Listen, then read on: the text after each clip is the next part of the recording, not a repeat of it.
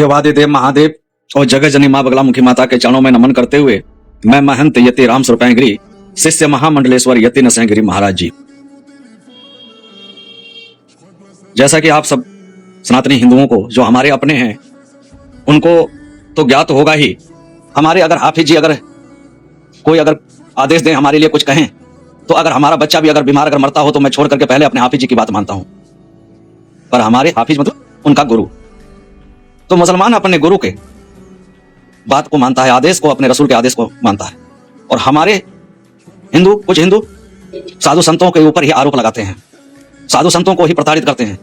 कुछ हिंदू हमारे साधु संत हमारे धर्म गुरुओं को प्रताड़ित करने में कोई कसर नहीं छोड़ते। सहयोग करने की तो बात छोड़ दीजिए, सहयोग कहां से?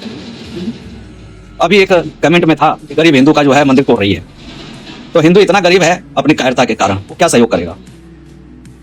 तो मैं दहिया के शिव मंदिर की बात कर रहा था कि दहिया के शिव 21 फरवरी 2026 को 1 वर्ष हो जाएंगे रहते हुए, उस 1 वर्ष के दौरान जो भी कुछ किया मां महादेव ने करवाया, गुरु जी के आशीर्वाद से किया, आगे भी करता रहूंगा।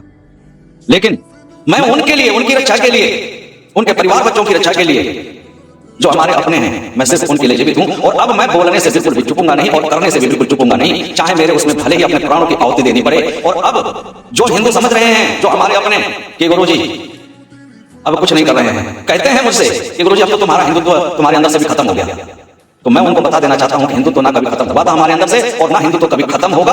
और गुरु जी कहते हैं कि विजय मिले या वीर गति सब महादेव के नाम, जीते जी रण छोड़ के जाना वीरों का नहीं काम।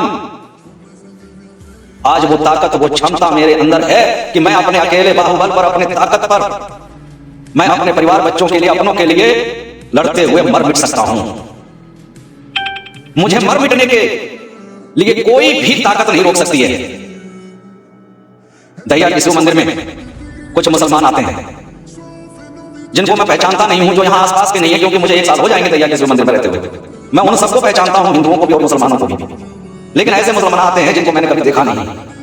ये जब से मैं शिव मंदिर में रह रहा हूं तब से वो मुसलमान निरंतर आते हैं। मैंने कैमरा लगवा दिया है, लेकिन कैमरे और भी बढ़वाने हैं। यदि हिंदुओं का सहयोग मिला तो और बढ़वाऊंगा, क्योंकि वो ऐसे समय आते हैं, ऐसे स्थान पर आते हैं जहां कैमरा उनको कैप्चर नहीं कर पाता। इसलिए मुझे यह भी अंदेशा है कि अब शायद मेरा वह समय आ चुका है कि मैं मुसलमानों के हाथों काटा पीटा मारा जाऊं। मुझे बिल्कुल भी अफसोस नहीं होगा, बिल्कुल भी दुख नहीं होगा, क्योंकि हम सन्यासी हैं। हम लड़ते हुए मारे जाएंगे, अपने सामर्थ्य के अनुसार से लड़ेंगे और लड़ते हुए मारे जाएंगे और फिर जन्म लेंगे और फिर इन जिहादियों से लड़ेंगे और फिर लड़ते हुए मारे जाएंगे और जन्म लेंगे और फिर लड़ेंगे और फिर लड़ेंगे और फिर जन्म लेंगे।